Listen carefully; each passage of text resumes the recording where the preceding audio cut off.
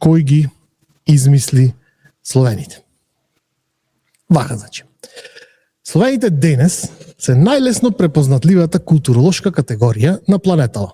Не само заради тоа што звучат слично кога зборуваат и во дел можат меѓусебно да се разберат, туку и заради тоа што во свет преплавен од социјални медиуми, лесно поминува сличноста меѓу нив, која е најверојатно повеќе производ од заедничкиот живот позади железната завеса под комунизмот, отколку некаква етничка или културолошка сличност. Значи, сите го знаеме мемето Squatting Slavs, Real Slavs, не знам, во трајерки облечени во советски блокови згради и така натаму и така натаму.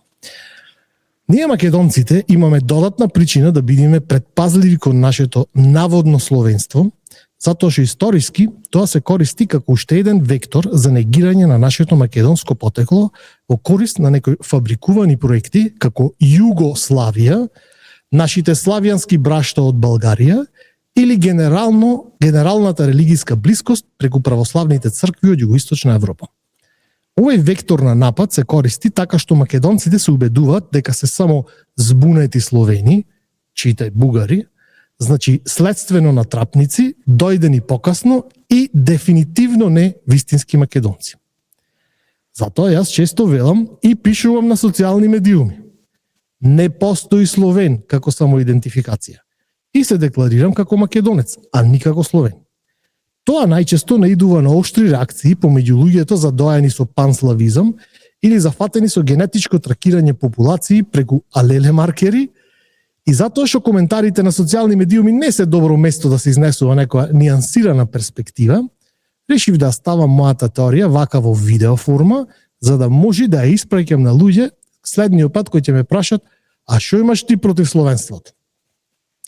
Прво да се разбериме, никој не вели дека словени денес не постојат. Тој термин е добро познат во историјата, но во точната форма словени како што денес ја разбираме, дури после 9 век од новата ера. Пред тоа не е баш толку јасен. Но да почнеме од почеток. Деталното познавање за далечната историја не оди нити до крајот на последното ледено доба, кое што заврши некаде 10.000 години пред новата ера. Откако големи делови од северна и североисточна Евроазија стануваат погодни за живот, на територијата на Европа се појавуваат неколку рани цивилизации, денес познати како Винча, Лепенски вир, Езеро, Јамнаја и така натаму.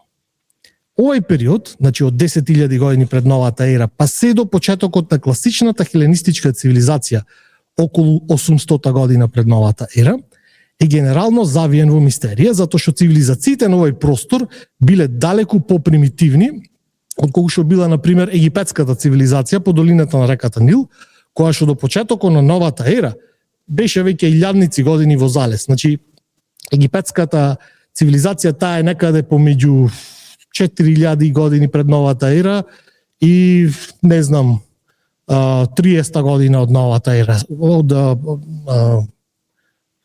30 година пред новата ера. Значи, до моментот додека стигнавме ние до новата ера, египетската цивилизација со сите своји писменост, култура, градевинарство и сите тие други работи беше веќе во залез. Сега, значи во овој период од 10.000 години пред новата ера па до 1000 година пред новата ера, значи уште пред почетокот на античка Грција, на територијата на Европа се формира основниот популацијски субстрат на така наречената индоевропска популација, која во следните 1500 години ќе се прошири низ цела Европа и делови на Мала Азија и Индија. За овие наши прапредци индоевропејците, секој од нас треба да знае дека во еден период зборувале ист примитивен јазик, кој потоа се расслоил, поделил, измешал, доразвил. Имале една примитивна култура и традиција, која што понатаму се расслоила и поделила, и дека сите модерни индоевропејски култури, јазици и етникуми водат потекло од таа единствена прапопулација. Додуше се низ вековите тие се видоизменети, али коренот му е од една единствена прапопулација. Значи, првата битна работа која што треба се запомни е дека сите идентитетски одредници кои ги употребуваме денес или сме ги употребувале во минатото, како тракици, елини, бактрици, персици, илири, македонци, германи, гали, англосаксонци, римјани, келти, па на крајот и крајевите и словени, ова се категории кои што се формирани со текот на вековите и милениумите, подоцна од основниот индоевропски субстрат.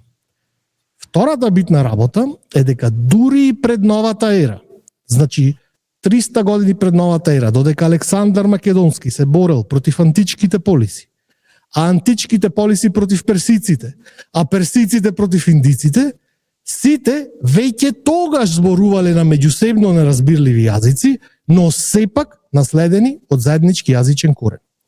Значи, дури во тоа време, човечките популации биле толку долго одвоени една од друга, што нивниот заеднички почетен јазик се разграничил во меѓусебно неразбирливи гранки.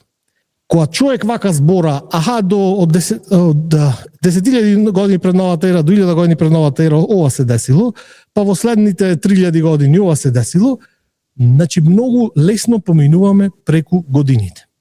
Значи треба да разбериме дека помеѓу, да речам, смртта на Александар Македонски и да речам раѓањето на Исус Христос, значи неверојатно многу време поминало. Значи ние може го рачунаме тоа дека од околу 300 години, ама 300 години треба да ги ставиме малце во концепт за да разбериме дека тоа е сепак, значи пред 300 години овде во Македонија, не знам, уште турците владееле. Значи многу лесно е кој ќе збора вака човек за огромни историски периоди, многу лесно е човек да си поврзи, овие дошле овде, па после овие дошле овде, и после овие дошле овде, и тоа како да се случило во некоја временско раздобие кое што е лесно да се разбери. А тоа се случува во 500 години, значи 100 години и 50 години да се помеѓу работи оддалечени, тоа во, да речем, во нормален човечки рок се огромни временски пространства. Значи, кога зборуваме дека индоевропејците почнале од една прапопулација, од една култура, од еден јазик, и дури до Александар Македонски поминале тие веќе 4000 години во развивање, во поделба, во преселба. Значи можете да размислите, да разберете дека во тие 4000 години тие толку многу се раздалечиле и му се измениле нивните јазици, што кога, да речеме, пак доаѓале во судир како скроз други култури кои што меѓусебно се разбирале, имале да речеме нијансирани разлики помеѓу да речем нивната религија, нивната култура и така натаму и така натаму. Значи треба да разбереме дека уште тогаш разликата настапила. Тоа раслојување на основниот индоевропски корен во поединечни и различни култури и јазици продолжило и за време на Римското царство, кога на територија на Евроазија се одделиле многу различни популации, сите во различен стадиум на цивилизацијски напредок. Некои, како римјаните, чиј официјален јазик на кој зборувале бил ново одделениот латински, исто индоевропски јазик, прерастале во светска империја и имале цврста општествена структура и култура. А некои, како германите, галите, келтите, биле уште фактички во племенско општество. Во ваков контекст, кон средината на 6-тиот век од нашата ера, се појавуваат првите пишани сведоштва за словените. Иако не се директно спомнати како словени, најраниот пишан документ за постојање на популации на луѓе кои можело потенцијално да бидат она што подоцна историографијата ќе ги нарече словени, северно од Дунав, е историјата на готите, наречена Гетика, на хроничарот Јордан, на англиски се вика Джорданес. Значи тоа е книга напишана околу 551 година од новата ера.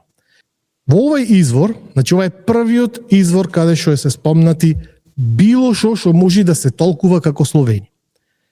Во него споменати се воинствени племиња како венетите, составени генерално од анти и склавени.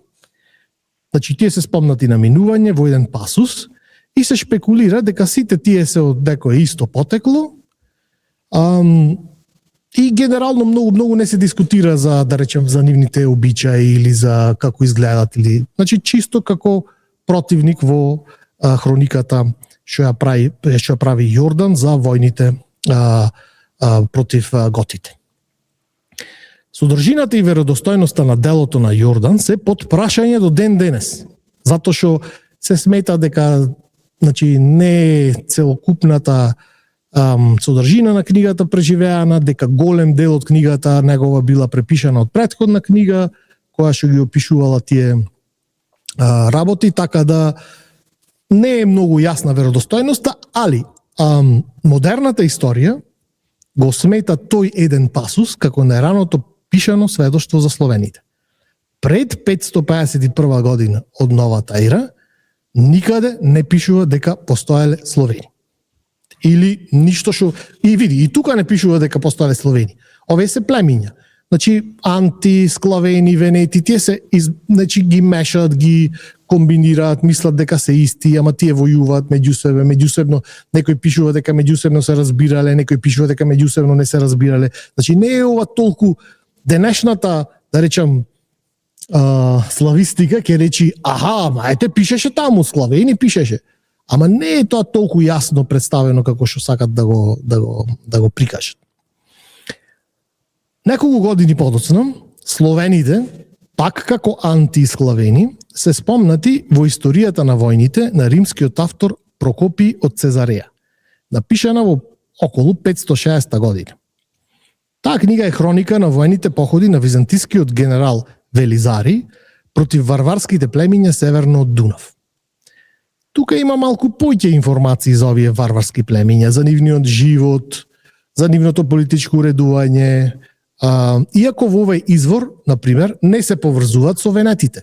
Во претходниот извор се вика, има едни се викат венети и се составени од анти од склавени. Во овој извор на Прокопи од Цезареја не се поврзани со венетите, тука се вели дека нациите на антите и склавените не се владеени од еден човек, туку живеат од дамнина под демократија и за се што нив ги засега, добро или лошо, одлучуваат самите. И са тука е малце поголем пасус има тука, кај што ги објаснува дека биле високи мажи, силни, бла бла бла. Има податоци како се бореле, како се облекувале и информации за нивната религија, која се базирала околу богот на молните, кој бил центарот на нивниот пантеон. Тоа се првите извори за словените и да речам, сега ние можеме да речеме добро склавени и словени, тоа е горе-долу исто. Значи, да земиме аксиоматски дека тоа е така. После овие спомнувања, сега да не гневам каде поединечно се појавувале, традиционалната историја на словените оди некако парафразирано вака. Откако се појавија овие словенските племиња во 6 век, антивенети, склавени, следи период на нивна борба со Византија и нивното постепено продирање на југ во следните векови, каде што продрале дури и до јужниот крај на Пелопонес. Во 9 век, двајца црковни дипломати, помеѓу другите своји мисии под закрила на црквата во Константинопол, храбро одлучуваат да го кодифицираат јазикот од околината на нивното родно место Солун со азбуката глаголица, за да му овозможат на сите словени, кои веќе запоседнале територијата од Средна Европа па се до Пелопонес, да слушаат богослужба на нивниот мајчин јазик. Словенските народи, распространети на доттогаш и оттогаш нечуено голема површина, како давеници се фатиле за тој грандиозен гест на овие двајца реално светци и така словените добиле писмо и азбука, да оди заедно со нивниот словенски происход. Са овој наратив е наративо што го имаме сите ние прифатено како тоа се случило. И е безмалку комплетното ниво на анализа на дипломатската мисија на Константин Кирил и неговиот брат Методија, без разлика кога и каде таа анализа се прави.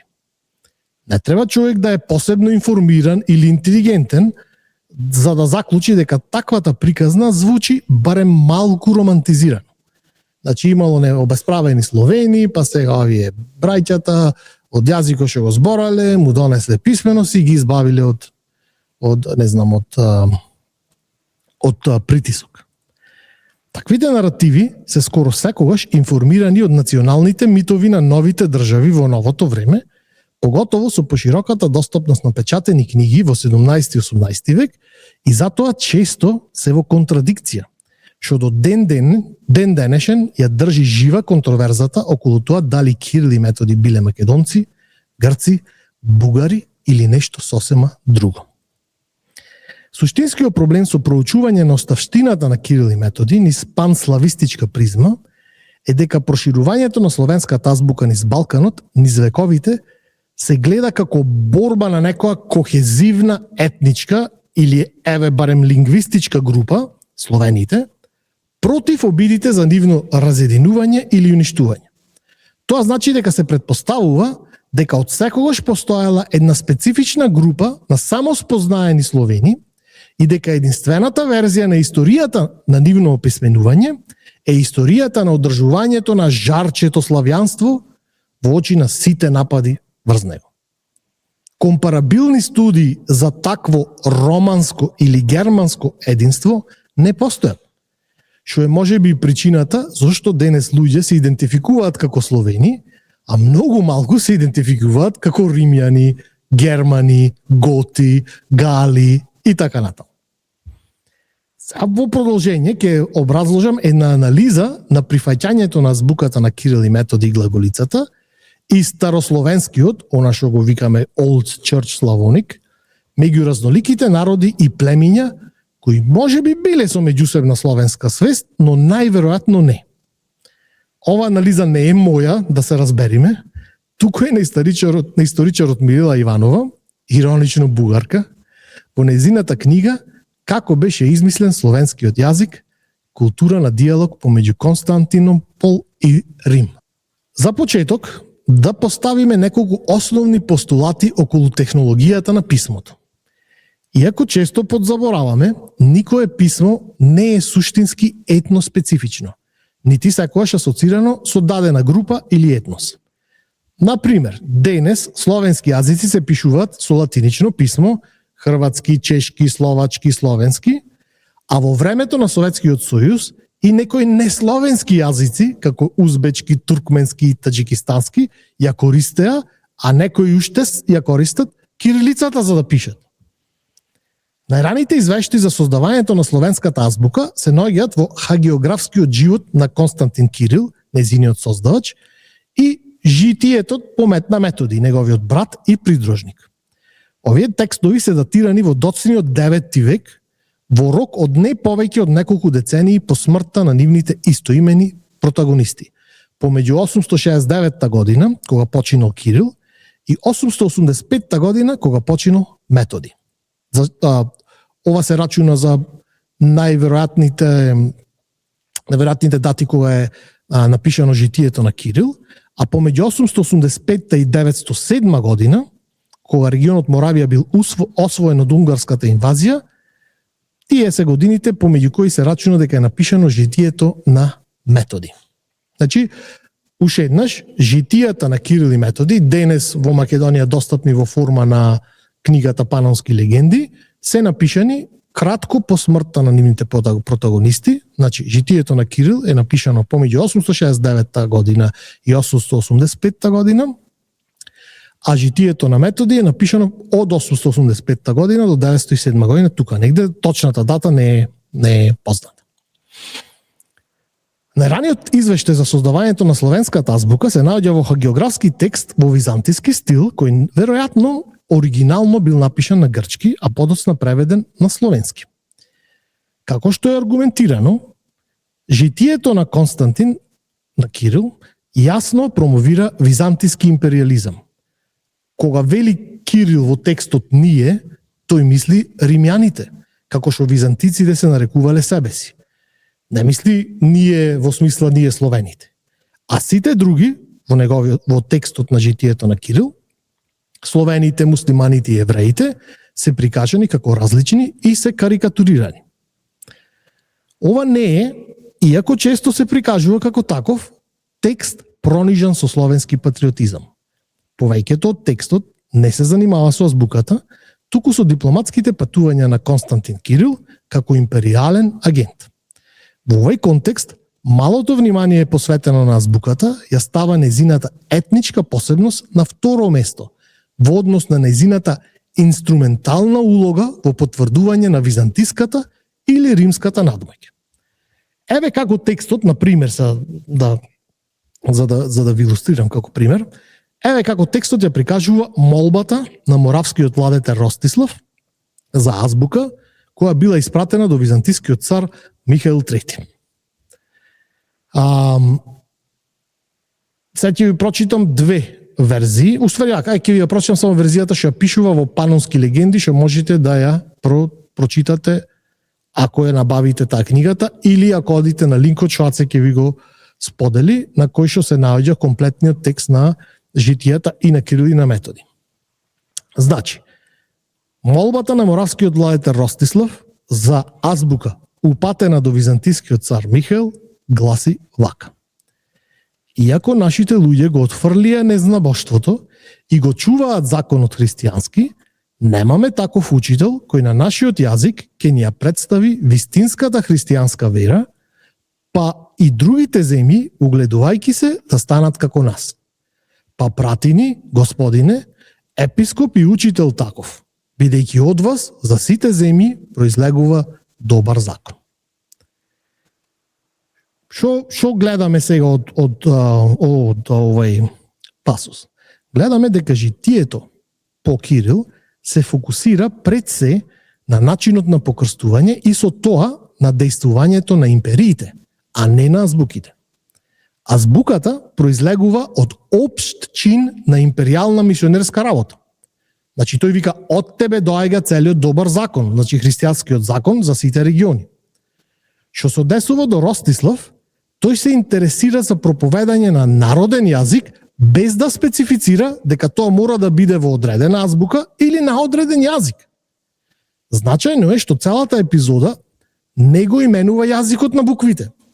Ростислав е опишан како владетел на моравците, моравски кнез, наместо на словените. А извештајот за создавањето и пристигнувањето на азбуката во Моравија не ја нарекува азбуката словенска. Дури со пристигнувањето на Кирил во Панонија, јужно од Моравија, книгите што тој ги преведува се означени како словенски, а дури во венецијанската дебата, значи тоа се дешава малце покасно во житието на Кирил, буквите се споменуваат како создадени за словените, ама од латинските свештеници, а не од самиот Кирил. Значи да се разбереме, тоа не значи дека Кирил не проповедал на словенски или дека Ростислав не зборал словенски. Она што е меѓутоа јасно е дека оваа етнизација не била од примарно значење за авторот и аргументот на житието на Кирил. Така, во тоа житие, азбуката е прикажана само како уште едно перо во капата на овој побожен филозоф Кирил и уште еден бисер во византиската империјална круна во нејзината посветеност за ширење на верата. Накратко, ова е византиски манифест за важноста на мисионерската работа, а не одбрана на народната словенска писменост. Аргументот за мисионерската работа добива на сила и станува уште поопиплив во 10 век. Значи, ако го сместиме во рамките на византиската мисла од 10 век, од која што произлегол овој текст, представувањето на словенската азбука во житието на Кирил е многу различно од создавањето на словенската азбука што се среќава во денешната научна литература. Таа не е прикажана како знак на словенско ослободување, туку како символ на византиска интелектуална и религиозна хегемонија. Ниту изведувањето на литургија на други јазици, нити запишувањето во други азбуки не е особено значајно за византиците. Дури ако имало такви што сметале дека грчкиот е супериорен во однос на другите јазици, литургијата во други азбуки и на други јазици била факт, а не предмет на спор. Самиот Константин Кирил во житието кажува: зашто знаеме за народи кои што имат знаење за книги и го слават Бог, секој на својот јазик. Познат е фактот дека тоа се ерменците, персиците, абхазите, грузиците, согдиците, готите и аварите, турците, хазарите, арапите, еģиптјаните и многу други. Значи, некои од овие народи споделувале азбуки. До 9 век копскиот се пишувал со грчки букви, персискиот со арапско писмо. Други имале своји, како ерменците или грузиците. Накратко, во однос на тоа како византискиот автор на житието на Кирил размислувал за азбуката, тој ја гледал едноставно како средство за византиска мисионерска експансија. Таков бил погледот некаде во 870-тите, кратко по смртта на Кирил во Рим, каде што текстот најверојатно бил напишан. При неговата смрт, текстот забележува, Кирил бил прославен од сите грци и римјани во Рим. Тој се уште не бил апостол на словените. Значи, во моментот кога било пишувано неговото житие по неговата смрт, во самото житие пишува дека тој бил прославен од сите грци и римјани, а не се спомнуваат словените. Значи, уште не станал апостол на словените како што ќе стани подоцна. Што и да се обидувал авторот на житието на Кирил да постигне со прикажувањето на Кирил и азбуката на начинот на кој што ја прикажал, тоа било направено преку и за византиската интелектуална култура. Значи, житието на Кирил никогаш не се вратило назад во византиската интелектуална култура, затоа што понатаму во таа култура нема никаков спомен, нити за Кирил, нити за неговиот брат во грчките извори. Нема химни, нема проповеди, нема понатамошни житија. Институционалните сили потребни за одржување на оваа верзија на словенската азбука и нејзиниот наратив за потеклото не се усогласиле. Но, пристигнувањето на оваа азбука со нејзиниот филозоф изумител во Рим во доцните 860 години имало последици што очигледно не биле предвидени од авторот на житието на Кирил. Значи, уште еднаш, само да резимирам. Според житието на Кирил, измислувањето не измислувањето, значи кодирањето на азбуката и на преводот на Библијата на словенски, на старословенски, е алатка за империјална и религиозна контрола врз новото население и сега понатаму ќе видиме зошто било тоа потребно. Точните детали за тоа што се случило веднаш по смртта на Кирил остануваат нејасни поради противречни извештаи во нашите извори. Најконкретно, писмо од папата Јован VIII, датирано од 879 година, открива дека папата Адриан II го испратил Методи, братот на Кирил, во Моравија или прво како свештеник, а подоцна како епископ, или директно како епископ, некаде помеѓу 869 и 872 година. И дека словенската азбука била во употреба од него таму. Така, Методи, наследникот на словенските букви, станал епископ назначен од папата, а употребата на писмото од тогаш била поддржана од Латинската црква како институција. Како резултат, била напишана нова приказна за потеклото на азбуката, која што сега е некако плетиенен различен наратив за азбуката и незината цел, и тој наратив е представен во житието на Методи. И уникатно можеме ние тоа да го видиме, затоа што во книгата Панонски легенди го има прво житието на Кирил, после житието на Методи. И можат двете да се прочитат последователно, иако биле напишани негде 10 до 15 години разлика, тие два текста. Како резултат, била напишана нова приказна за потеклото на азбуката, која ја реизмислува азбуката и незината цел, реков во житието на Методи. Овај прекин во голема мера, овај прекин помеѓу житието на Кирил и житието на Методи е во голема мера игнориран од научниците, бидејќи браќата се прославуваат насекаде како една целина. Што пишува во житието на Методи? Житието на Методија радикално го препишува создавањето на словенската азбука и незините околности. И буквите, и актерите вклучени во нивното создавање се силно и експлицитно етнизирани во текстот. Етнизација што целосно недостасува во житието на Кирил. Ростислав повеќе не е прикажан како владетел на моравците, кнез моравски, како во житието на Кирил, туку конкретно како владетел на словените, књаз словенски. Неговото барање до Михаил во житието на Методија, овој пат направено заедно со неговиот наследник Свјатополк, повеќе не се базира на византиското давање на закон или приматот на Византија во донесување на добри закони, туку на одредена етничка припадност. Така да, во житието на Методи, од исто од панонските легенди, а се можеш да го споделиш, пишува вака. Ние сме здрави по Божја благодат. Значи, ова е писмото, вака во житието на Методи е представено писмото на Ростислав до Михаел. Ние сме здрави по Божја благодат и дојдоа кај нас многу учители, италијанци, грци, германци и не учеа на многу начини. И ние сме словени, едноставни луѓе. И ние немаме некој кој ќе не води и ќе ни ја даде вистината и знаењето. Така, добар владико, господару, испрати ни маж кој ќе не води сите нас кон вистината. Тука јасно се гледа дека во житието на Методи има длабока промена во позиционирањето. Ова не е текст што пропагира византиски империализам.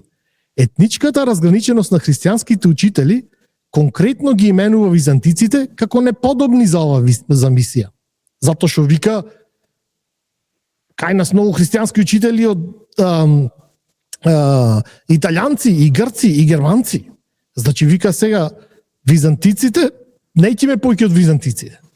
Покрај тоа, значи не ги нарекува римјани, збораме за луѓето од Византија, не ги нарекува римјани како што тие самите се нарекувале и како што ги нарекува житието по Кирил, туку ги нарекува грци, како што латинските христијани пежоративно се обраќале кон нив. Но не се само грците исклучени од овој мисионерски чин, туку и германците, односно источното Франско кралство, чија епископија презеле христијанизацијата на регионот таму во Моравија по падот на аварскиот каганат. Нивните претензии кон бивање римјани исто така се намалени. Значи, малце да подобеснам, во тој период сите биле римјани. И византиците биле римјани. И црквата во Рим биле римјани. И франките биле римјани. Сите биле римјани, разбираш? Сами за себе се нарекувале. Значи, нивните претензии, реков, кон бивање римјани, исто така се намалени и се сведени повторно на нивната јазична група, наместо и на империалните амбиции. Значи, викат италијанци, грци, германци, тие сите се сматрат за римјани. Ама сега, во житие по Кирил, во наводното писмо на Ростислав до Михаел, не вели римјани, туку вика италијанци, речи го, на јазикот на кој што зборат, грци на јазикот на кој што зборат и германци на јазикот на кој што зборат. Чи тоа е драстична разлика помеѓу тие две, помеѓу истото писмо како што е напишано во житието на Кирил и житието на Методи. Ова е текст накратко длабоко заинтересиран за етнизирање на јазичните говорители и правење етнички односи базирани на етнички ознаки базирани на јазик. Барањето на Ростислав во житието на Методи, иако е упатено до византиски цар, во суштина бара да се исклучат византиската и франската мисионерска активност и да се направи потреба од некој што конкретно го знае словенскиот јазик и словените како народ. Значи, не знам дали ова сад многу јасно го објаснувам. Значи, во житието на Методи пиши дека Ростислав бара од Византија, која што во колоквијален говор тогаш биле грците, да пушти некој како се вика, да ги учи на нивниот јазик, затоа што биле жртви на многу учители, меѓу кои и грците. Значи, бара помош од грците за да не мора да се да проповеда на грчки фактички. Значи, тоа е, како да ви кажам, во самиот текст на самото житие, ова е текстуална недоследност. Секако, реинтерпретацијата на создавање на словенската азбука на овој начин создава проблеми. Според собствената текстуална логика, Константин, Кирил и Методи на крајот на краиштата биле грци, пошто биле испратени од Византија. Значи, Византија, како се вика, промовирала, црквата во Византија промовирала проповед на грчки. Значи, според текстуалната логика на самото житие, значи, Кирил и Методи биле некои кои што биле испратени од грците и авторот на житието на по Методи морал да вложи значителни напори за да ја разводни ова ситуација, ова јасна логичка контрадикција во текстот. Кога царот го исплаќа Константин Кирил во Моравија, во житието по Кирил, тој едноставно му вика: "Еј, мора ти да одиш поради општата причина дека никој друг не можува да го изврши како тебе." Ама во житието по Методи, напротив, како што барањето од Ростислав е етнизирано, така е и причината на царот за испраќање на Константин Кирил и неговиот брат. Царот инсистира дека мора да ги испрати затоа што тие се од Солун, а во Солун сите зборат јасно словенски. Значи, житието по Методи оди уште подалеку со Методи, за кого што тврди дека царот му дал власт над не знам некое словенско кнежевство. На тој начин житието по Методи создава нов етнизиран изум на словенската азбука во која буквите стануваат исклучиво поврзани со словенските говорители. Тие повеќе не се провизот на великодушен чин на империјалната мисионерска работа на Цариград, преземена од римската држава. Напротив, буквите сега се прикажани како производ на мисија поканета од владетел на словените, кој бара словени, а не германци или грци, и затоа е извршена од луѓе што зборуваат јасно словенски, од кои едниот самиот владел над словени на друго место и научил да ги разбира и да се навикне на нив. Значи, гледајте тука колкав контраст е меѓу двете житија. Иако овој нов етнизиран изум на азбуката е поблизок до современиот историографски дискурс, отколку оној што се наоѓа во житието на Кирил, се уште постојат длабоки разлики. Зошто, ако житието по Методи може да биде многу повеќе за словените отколку за животот на неговиот брат, тоа житие се уште не е напишано специфично за словените. Напротив, текстот и неговата одлука да се фокусира на етнизирање на азбуката најдобро се разбират во рамките на тогашниот социополитички контекст што го предизвикал авторот на ова житие да ја представи целата ситуација со доаѓањето на Кирил и Методи во Моравија на овој начин. Сега малце да позборуваме за социополитичкиот контекст што може да предизвикал вакво толкување. По неговото пристигнување во Моравија и Панонија, и Методи, како епископ помазан од папата, и словенските букви зазеле централно место во тековната дебата за епископската јурисдикција над поранешните аварски земји на источната граница на Германското кралство. Земјите посетени од браќата Моравија и Панонија, тие биле доделени на локалните владетели од франските кралеви. Но франските кралеви од 9 век си ги сметале овие територии како своји и сакале на тие територии да си прават покрстување и управување. Значи, фактички сакале да ги абсорбират луѓето таму во нивната црква. Ова, меѓутоа, било во спротивност со жалбите на папството од 9 век. Во Рим, координираните напори предводени од папата Никола I и папата Адриан II и папата Јован VIII имале цел да го представат папството како активна мисионерска институција, како нешто што оди надвори, привлекува уште луѓе во нивната црква.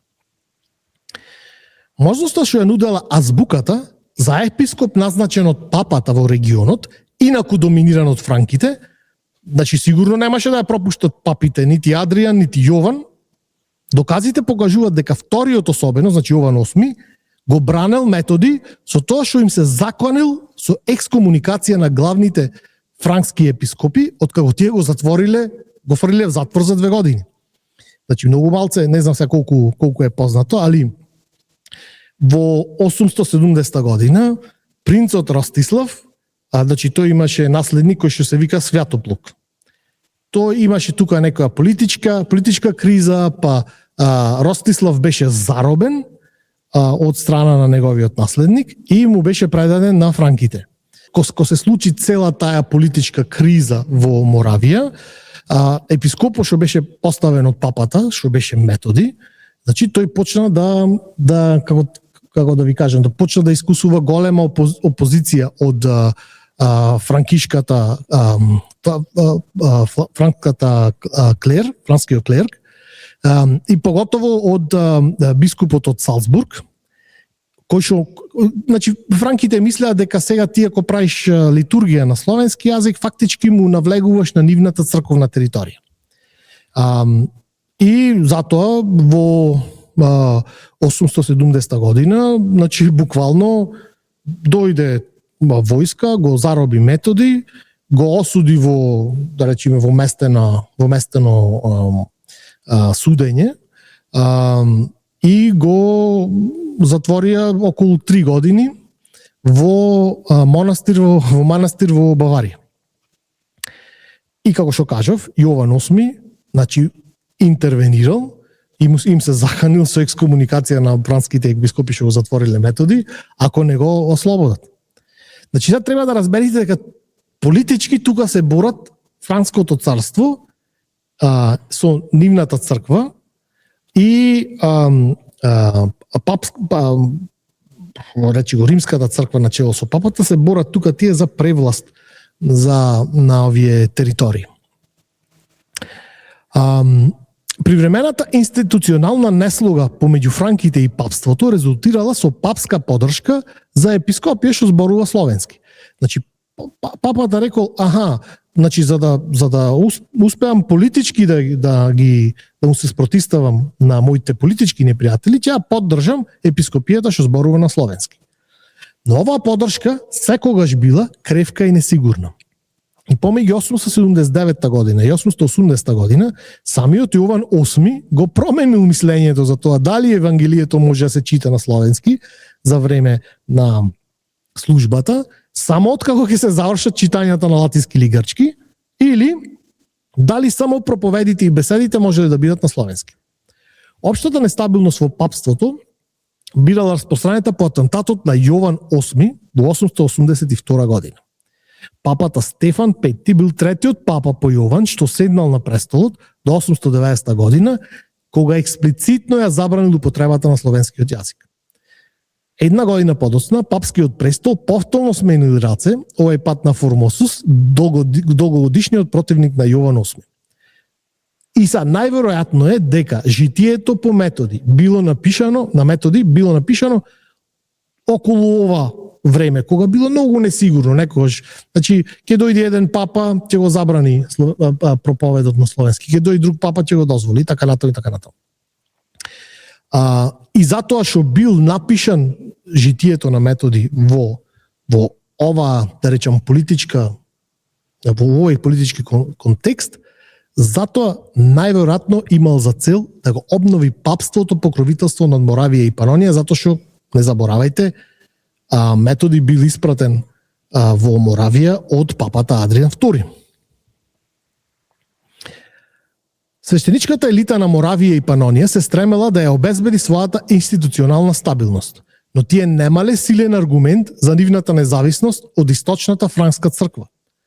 Ова јасно го покажува покрстувањето на баварците и карантанците направено од архиепископијата во Салцбург во 870 година. Експлицитно во светло на пристигнувањето на Методи.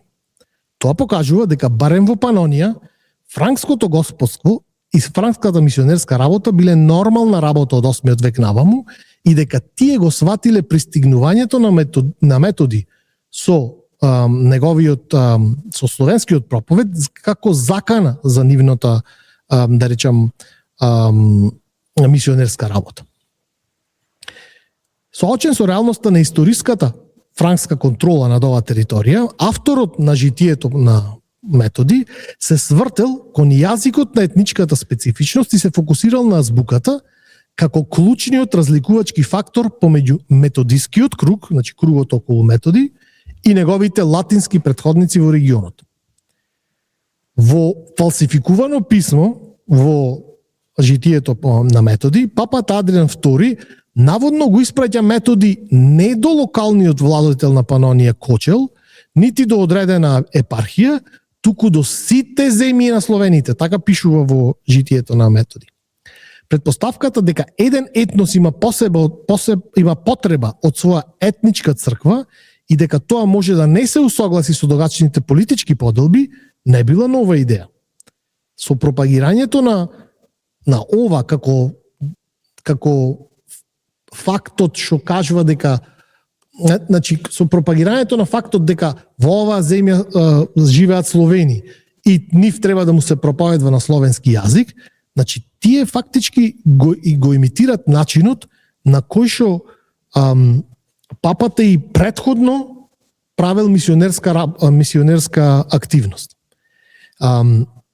Концептот на етничка црква, сега денес имаме многу етнички цркви, али во тоа време концептот на етничка црква е замислена во регистарот на папата Григори Велики, кој се уште широко циркулирал во 9 век. Житието на Методи го опишува Ростислав не како владетел на Моравија, како што прави житието на Кирил, туку владетел на словените, књаз словенски. За да го обезбеди својот институционален континуитет, заедницата што го произвела житието на Методи, го ребрендирала создавањето на словенската азбука и ги есенциализирала словенските говорители и нивниот владетел Свјатополк. Што значи ова? Значи рекла, овие луѓе се Словени и се разбира дека тие мора со оваа азбука да богослужат. Житието на Методи ја прикажува поддршката на словенските говорители за азбуката и за Методи како недвосмислена и ја инструментализира оваа поддршка за да го обезбеди наследувањето на Гораст, словенски говорител, како наследник на методиската епископија наместо неговиот латински противник Вихинг. Значи, со самото тоа што сега овие прат некоја фама околу овие се Словени и треба да имат словенски јазик, значи го користат тоа за да можат да постават специфичен човек како наследник на Методи во неговата епископија.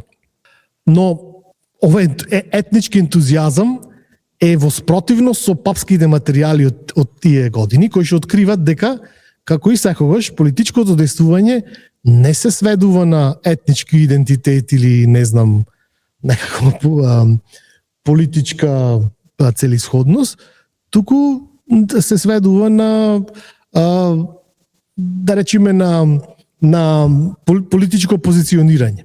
Значи, има едно писмо од Јован VIII, кој што јасно покажува дека, без разлика дали зборува словенски или не, Свјатополк изгледа предпочитал овај латинскиот наследник на епископија Вихинг да биде назначен за епископ по смртта на Методи.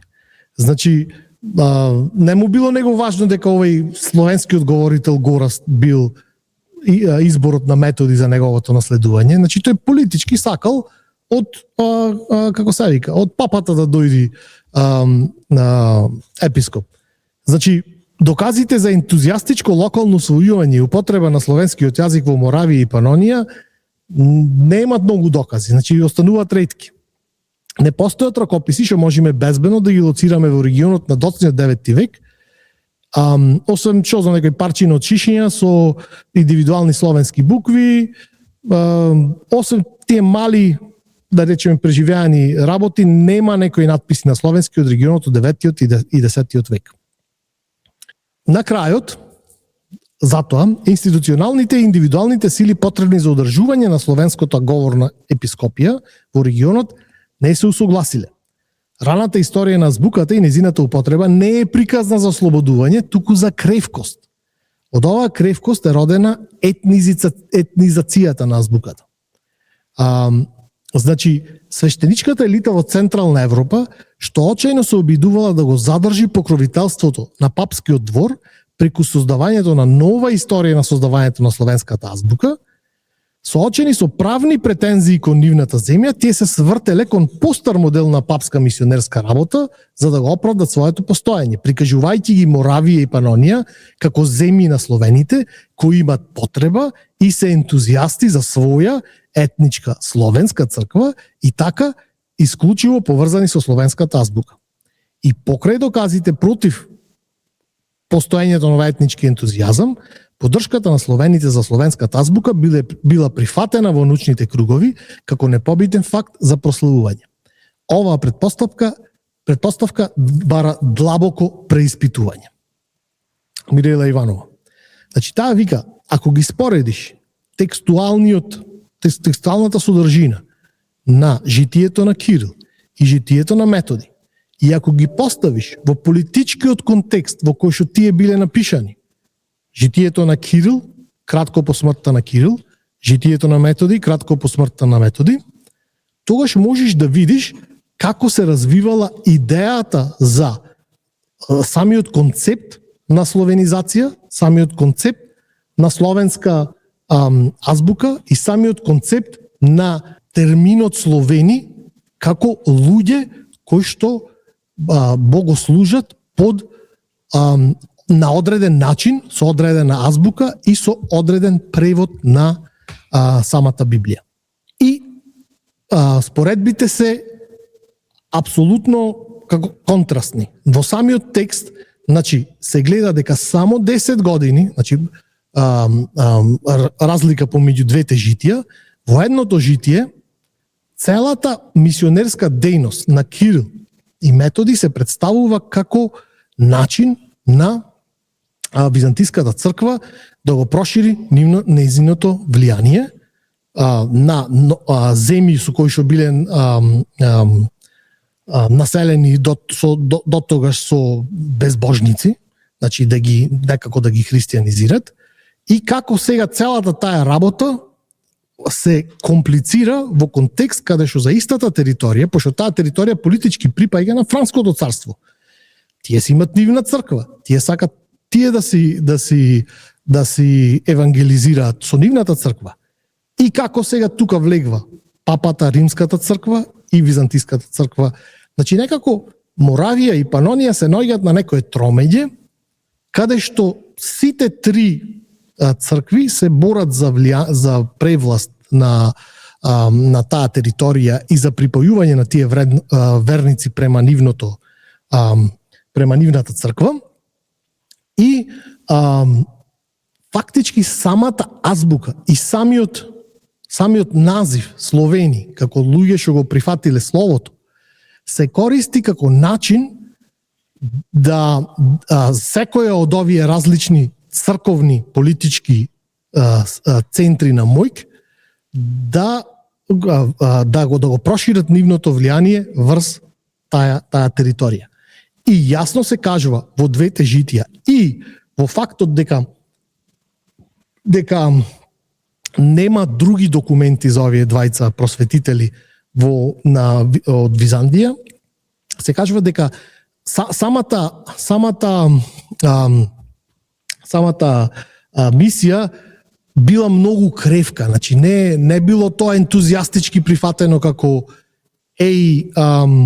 не знам, ние веќе сме само спознаени Словени како што кажав дека е митот на постанувањето на азбуката и на ова идентификација. Не било дека ние сме веќе Словени и сега вие ни дадовте кодификација на јазик кој што веќе го зборуваме, туку поќе било како ти кажам, како некоја технологија која што византискиот двор ја користел за политичко влијание, која што со текот на времето, пошто била алатка за политичко влијание, се проширила на толку, да речеме, широка територија и толку се одомаќинила во дискурсот, црковниот дискурс и во начинот на кој што луѓето политички се бореле за превласт, што станала ознака за демаркација на ваков вид на христијанин, за разлика од инаков вид на христијанин, и како тоа еволуирала со текот на годините како нешто што станува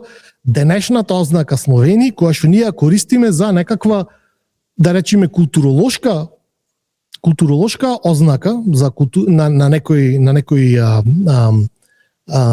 тип на некоја група на луѓе со одредена културолошка сличност, која што претходно на ова, да речем, унификаторска мисија реално не постоела. Значи, дури во оригиналните списи на Прокопиј од Цезареја и на Јордан, значи се гледа дека и меѓу себе словените не се гледале, или луѓето што понатаму ќе станат одзначени како словени, не се гледале како едно нешто. Значи, И уште еднаш да повторам, значи не значи ова дека дека никој не го зборал јазикот кој што го кодифицирале во глаголицата Кирил и Методи во околината на Солун. Не значи дека не бил овај јазикот на кој што зборувале повеќето луѓе во Моравија и во Панонија. Значи не значи дека луѓе со сроден и со меѓусебно, да речем, до некаде разбирли јазик, не живееле од буквално од Моравија, Панонија, таму од Средна Европа, па се додолу до Балканот. Не значи тоа. Работата е, прашањето тука што треба да го одговориме е кога тие луѓе престанале да бидат антивенети, не знам, разни, да речам, локализирани називи и почнале тие самите себе си, затоа што ние после во 10, 11, 12 век гледаме дека луѓе се идентификуваат, царства се идентификуваат како словенски. Значи, и тоа не значи во смисла етнички словенски, тоа треба, мислам, она што сакам јас да го пренесам со ова што го зборуваме, дека тоа од алатка на политичка надмојк полека се одомаќинила како начин на диференцијација на ваков тип на христијанин, но онаков тип на христијанин.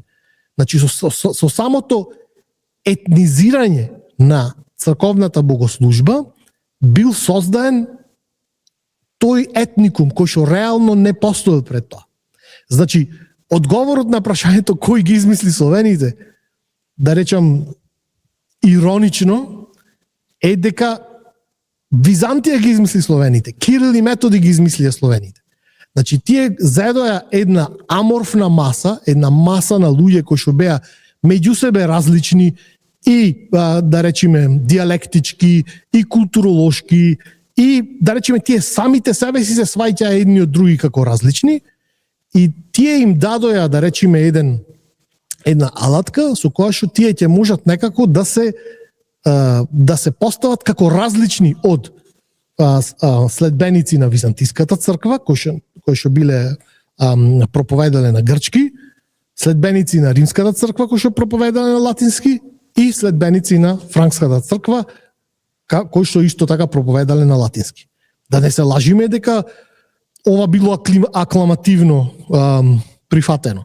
Значи, гледаме и во моето излагање кажав јас дека многу папи после мисијата на Кирил и Методи уште не било јасно дека ја прифаќаат словенскиот јазик, пошто на времето само на 3 јазици можело да се проповеда Библијата: грчки, латински и еврејски. Многу долго време требало, многу политички претурбации требало да се случат за да може да се обезбеди богослужба и на словенски јазик, и самата таа борба, мојата теза на најпрост македонски јазик е дека самата таа политичка борба помеѓу различните цркви ја искалила она што ние денес го викаме словенска култура. Са што е проблемот за македонците? Кога ние велиме дека ние сме словени, кога се идентификуваме со словени, значи ние некој може нема да се сложи, ама ние не мислиме дека културолошки се идентификуваме како словени. Значи, кога вели некој јас сум словен, разбираш, тој мисли јас сум словен, ама не македонец. Разбираш? Значи, тоа е суштинскиот проблем тука. Значи, нема словен во етничка и дури сега кај што се прават генетички истражувања, кои ќе речат ова има славјанска ДНК, славенски генетички маркери. Што значи тоа? Тоа значи дека има генетички маркери кои што се блиски до генетичките маркери кои што се екстрахирани од посмртни останци најдени на територија кои што денес науката сматра како територија на словените. Тоа само значи. И не значи дека тие некако има некаков посебен етникум или некаков посебен ген или некако посебен народ се тие. Значи, словенски народ не постои. Разбираш? Исто како што не постои галски народ, исто како што не постои римјански народ. Значи, тоа е суштинската работа што треба ние тука во Македонија да ја разбериме. И тоа не значи дека треба ние да порекнуваме дека сме член на словенската културолошка група. Сме. Ама етнички немаме врска. Нити ние, нити словенците, нити чесите, нити русите. Етнички, генетски немаме врска ние едните со другите. Нити сме некакви брајќа, нити сме некакви еден народ. Значи, панславизмов во 19. век што го кажува, ако се обединат сите 600 милиони словени, тоа ќе биде најаката нација на светот, ама факт е дека нема тука нација. Дека тоа е само како се вика една идентитетска одредба која што се изродила од политиката на црквата, на тромеѓето, на влијанијата на византиската, римската и франската црква во 9 век. Толку и ништо повеќе.